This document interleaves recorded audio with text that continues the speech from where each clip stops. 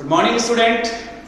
Last class में बेटा हमने potential energy due to spring, potential energy due to gravitation हमने कैलकुलेट कर ली थी।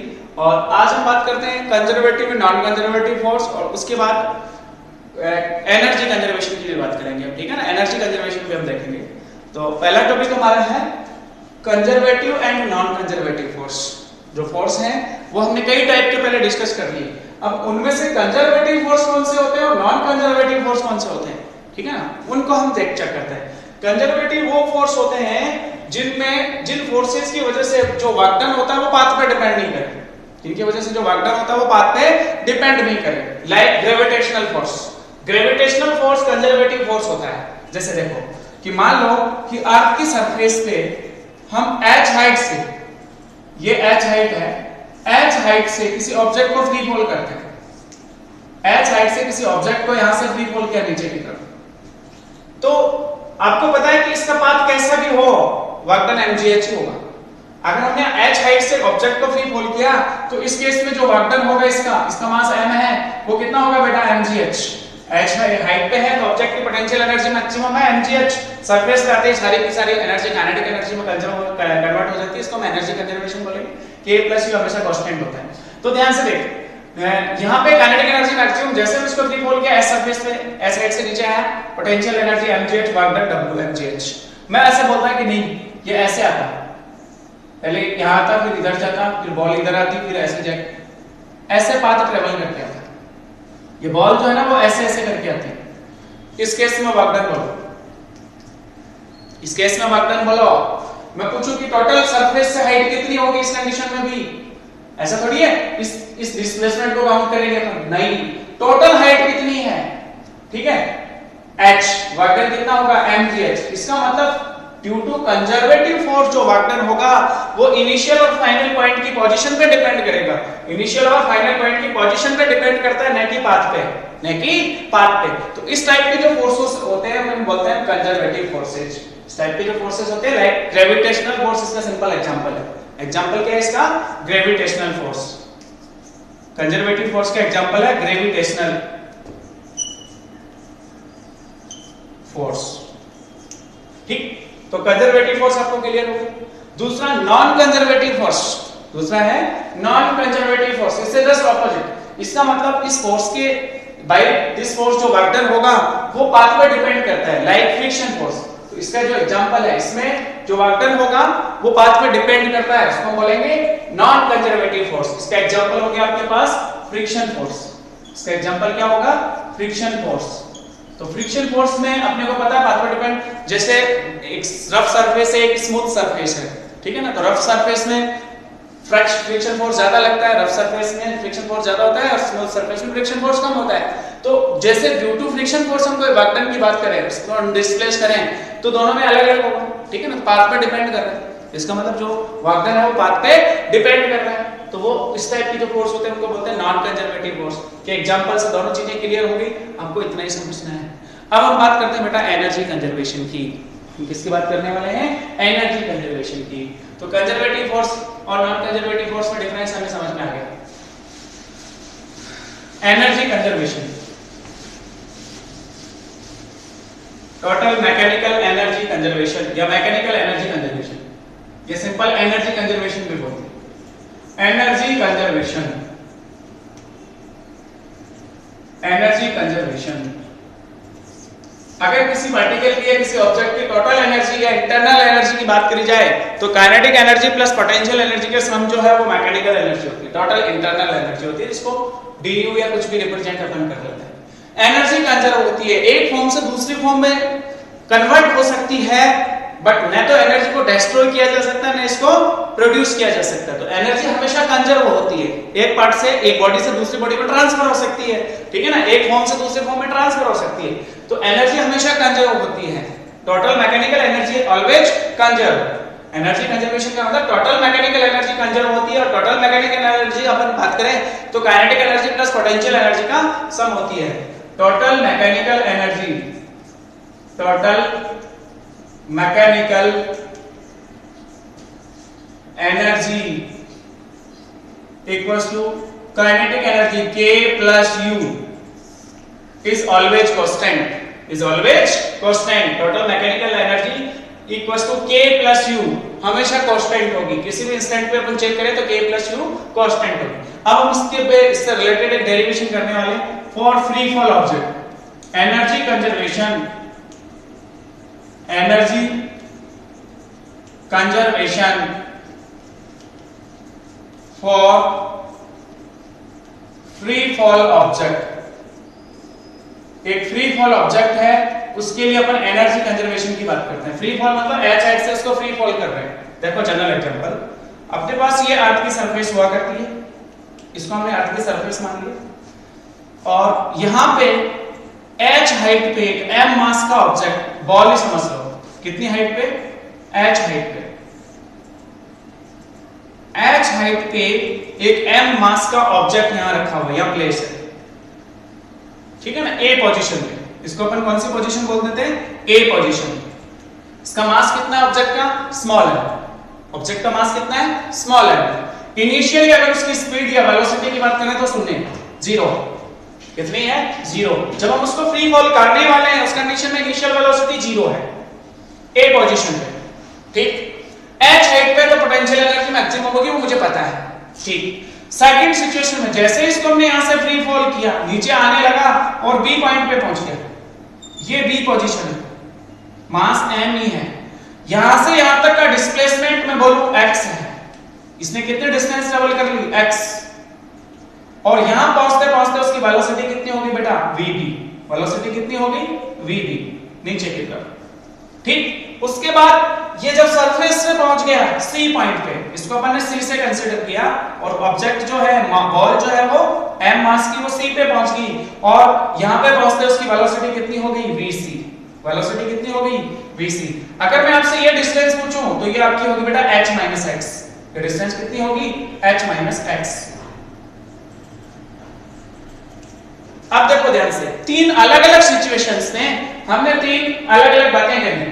A पोजीशन पे इनिशियल वेलोसिटी 0 है, मास ऑब्जेक्ट का m ही है, और मैं बोलूं कि अर्थ की सरफेस से h हाइट पे है।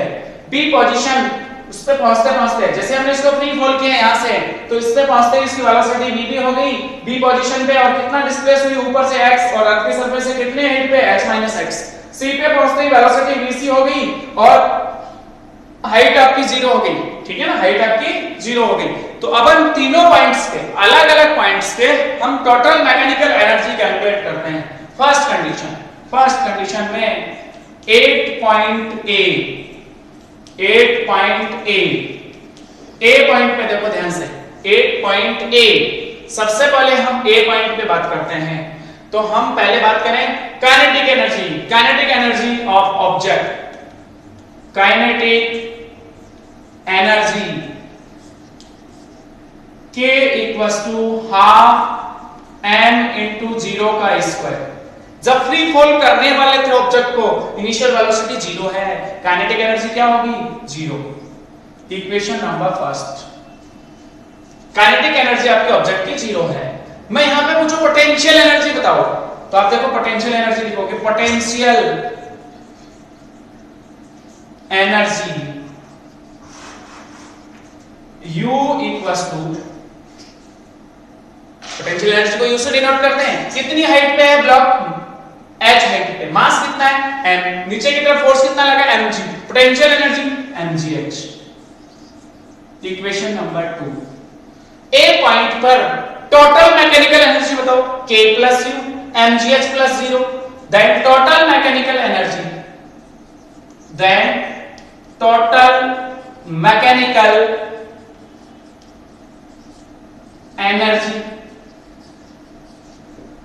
Equals to K plus U equals to 0 plus mgh। Answer आया mgh। Equation number 3, total mechanical energy mgh है, काइनेटिक एनर्जी 0 थी, पोटेंशियल एनर्जी mgh थी, टोटल mgh हो गई A पॉइंट पे।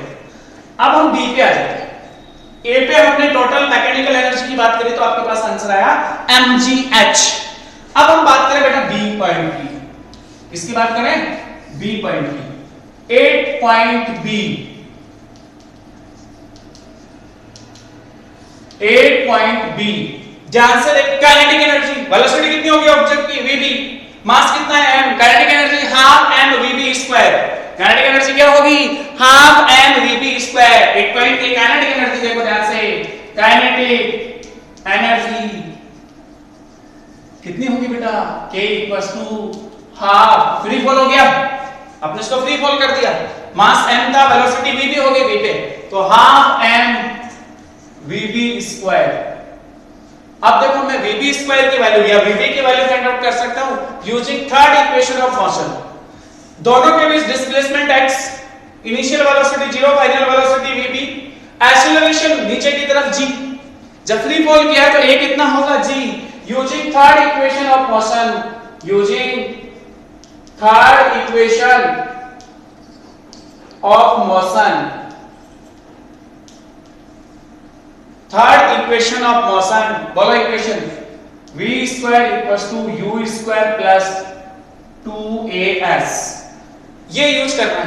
ध्यान से देख बेटा, b पॉइंट पे फाइनल पोजीशन पे वेलोसिटी vp, v की जगह क्या लिखा जाएगा, vp स्क्वायर, u कितना 0, इनिशियल 0 प्लस 2a कितना g, s कितना x, दोनों के बीच डिस्प्लेसमेंट कितना है x, तो x पुट कर देंगे, तो vp स्क्वायर कितना आ गया आपके पास 2gx। ये वाली वैल्यू जो है वो यहां पुट कर लो vp स्क्वायर की जगह, काइनेटिक एनर्जी कितनी हो गई, हाफ m vp स्क्वायर मतलब 2gx, 2 से 2 कैंसिल हो गया, k की वैल्यू आ गई mgx। इक्वेशन नंबर जो भी नेक्स्ट है फोर्थ, पोटेंशियल एनर्जी कैलकुलेट करनी हो यहां पे, कितनी हाइट पे अपन h x पे, हाइट कितनी है अर्थ की सरफेस से, h x, पोटेंशियल एनर्जी बोलो mg into h x, potential energy u equals to mg into h x, mg into h x, और ये इक्वेशन नंबर हो गई आपकी 5। देन पॉइंट बी पे टोटल मैकेनिकल एनर्जी की बात करी जाए, पॉइंट बी पे टोटल मैकेनिकल एनर्जी होगी बेटा आपकी k प्लस u, दोनों को ऐड कर लो, total mechanical energy, total mechanical energy equals to k plus u, k की वैल्यू है mgx, u की वैल्यू है mg h x, मल्टीप्लाई कर लो साथ के साथ, mg h mgx, माइनस का mgx प्लस का mgx कटा, टोटल मैकेनिकल एनर्जी आ गई बेटा आपके पास mgh। इक्वेशन नंबर 6 देखो, a पॉइंट पे भी टोटल मैकेनिकल एनर्जी mgh थी, b पे भी कितनी आई, c पे भी उतनी आनी है। Next condition 8.c, next condition 8.c, देखो ध्यान से, टोटल मैकेनिकल एनर्जी की बात करेंगे 8.c, देखो ध्यान से, पॉइंट सी पे, पॉइंट सी कहां है, सरफेस पे आ गई, कितनी हाइट है सरफेस से 0, potential energy 0, 8.c potential energy, potential energy u equals to 0, equation number 7। Point C पे पोटेंशियल एनर्जी 0 क्यों होगी, क्योंकि h सरफेस पे पहुंच गया, और सरफेस पे पहुंचते सारी की सारी एनर्जी काइनेटिक एनर्जी में कन्वर्ट हो गई, पता है वेलोसिटी कितनी हो गई vc, काइनेटिक एनर्जी कितनी होगी, लिखो kinetic energy k equals to half m vc square. अब कईयों के दिमाग में क्वेश्चन आ रहा होगा कि सरफेस से पहुंच गई, उसके बाद स्टैटिक हो गया सर ऑब्जेक्ट, फिर वेलोसिटी कहां बची, पहुंचने वाली है, कितनी फाइनल वेलोसिटी से ब्लॉक यहां पहुंचा है, वो वेलोसिटी है vc। ऐसा नहीं रुकने के बाद रेस्ट में है बॉल और फिर बोल रहे वेलोसिटी vc है 0, पहुंचने वाली कितने वेलोसिटी से वो रीच कर गई यहां पे c पॉइंट पे, वो वेलोसिटी vc है। आपको थर्ड इक्वेशन ऑफ मोशन से vc की वैल्यू फाइंड आउट करनी है c पॉइंट पे, देखो using third equation of motion, using third equation of motion, यही इक्वेशन आपके सामने, फाइनल वेलोसिटी v की जगह vc पुट कर लेंगे, then vc square equals to initial velocity, यहीं से देखना है जहां से आपने ऑब्जेक्ट को फ्री फॉल किया है, कितनी है 0, 0 का whole square equals to sorry plus 2gh 2 acceleration g होगा और कितनी इनिशियल और फाइनल पॉइंट के बीच की डिस्प्लेसमेंट कितनी h, तो s की जगह क्या पुट कर लेंगे h, देन vc स्क्वायर क्या लिखा जाएगा 2gh और ये वाली वैल्यू आप यहां पुट कर लो mvc स्क्वायर में काइनेटिक एनर्जी कितनी होगी हाफ m into 2gh, 2 से 2 कैंसिल, काइनेटिक एनर्जी होगी बेटा mgh। टोटल मैकेनिकल एनर्जी बताओ, total mechanical energy equals to k plus u mgh plus 0 equals to mgh। Equation number 8। तीनों situation में total mechanical energy constant थी। पहली condition A point पे total mechanical energy mgh, B point पे mgh, C point पे mgh। हम क्या बोल सकते हैं एनर्जी कंजर्व होती है फॉर कंजर्वेटिव फोर्स, ये कंडीशन है इसमें। किस केस में मैकेनिकल एनर्जी कंजर्व होती है for presence of conservative force, conservative force की बात हुई है इसमें। पूरे डेरिवेशन कंप्लीट हो गया मेरे हिसाब से, बाकी अपन नेक्स्ट क्लास में पढ़ेंगे। Thank you.